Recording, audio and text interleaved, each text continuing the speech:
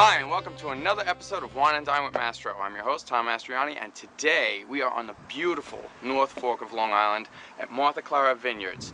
And we have an extra special guest today, winemaker Juan Miceli Martinez. Juan, thanks for having me out here to your beautiful vineyard. Why don't you tell me a little about the vineyard? You have over almost 200 or about 200 acres here? Yeah, we have about 200 acres here total. 100 of it are planted to vine. We have 14 different grape varietals that are planted here. 14 grape varietals, wow. That's a lot of grapes. It's a lot of grapes. Yeah. It certainly is. And we're almost getting to the harvest season. In about a week from now, we're going to really start picking a lot of fruit. Wow, so that's great. Tell us a little bit about what we're looking at out here with the fields. After the grapes are picked, and we'll decide whether or not we're going to hand pick them or machine pick them, we'll then bring them to the winery where the grapes are then turned into wine. All right, let's go check it out. Let's go.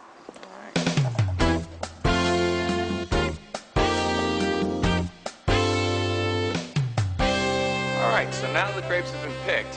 Juan, what's the next step? Well, the next step, or the first step in winemaking, is we take those grapes and we put them into our press. Okay. Our press here, which is made of stainless steel, has a bag on the inside of it. And what happens is those grapes are in there, and that bag actually inflates. It will squeeze the juice out of those grapes.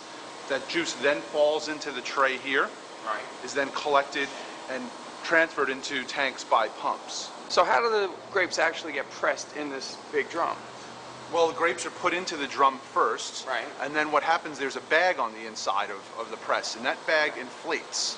Is it like in the middle? Is it off to the side? It's on the opposite side, and that bag inflates, and as it inflates, it applies pressure, and that pressure squeezes the juice out of the berries. How do you adjust the pressure? I mean, because they say first press, second press, and all that. On the front of the press, we're able to control the amount of pressure that's being exerted on the grapes. Okay. And the lighter pressing is what we call free run. The heavier pressing gets separated away from the lighter pressing, and that's called hard press. Hard press. Okay, so what's a better press or the better? The free run has much nicer flavors. Okay. The hard press can get a little bit more bitterness out of it. Okay, great, because then the skins start to get squished, I guess. Exactly. The skins start to release some of their flavors as well as the seeds too. Okay, very cool. All right, what's the next process? Well, after that, the press has begun pressing. What happens, all the juice is collected in this tray here. Okay. The juice is then pumped into the winery on the inside over there. All right, let's go check it out. All right, let's do it. All right, let's go. All right, so what is going on here in this giant stainless steel container? Well, what happened outside was the grapes were pressed and the juice was released. Okay. That juice was now transferred into this tank here. This is a stainless steel tank that we are able to control the temperatures on the tanks. So if you take a look here, this allows us to control our temperature of what the juice is inside the tank. Okay, so this is telling us it's 56 degrees inside? Correct. It's 56 and it's set at 64 degrees. Okay. Is that setting 56 and 64 degrees? Yes. Yeah, I'm sorry. Yes, correct. Okay, great.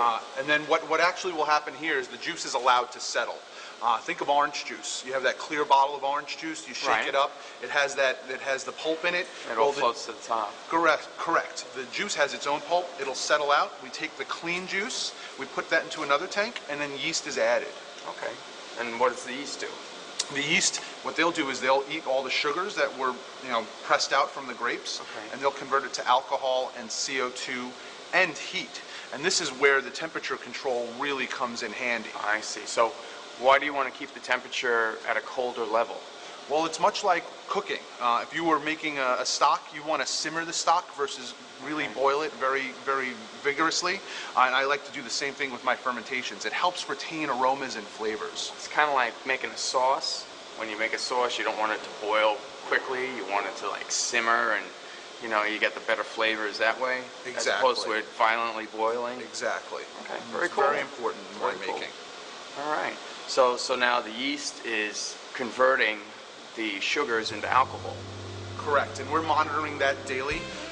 We're coming through and we're doing tests to see that as fermentation is going on, sugar levels should be going down, alcohol levels should be going up. So we're monitoring that daily just to make sure that the yeast are doing their job in a timely fashion.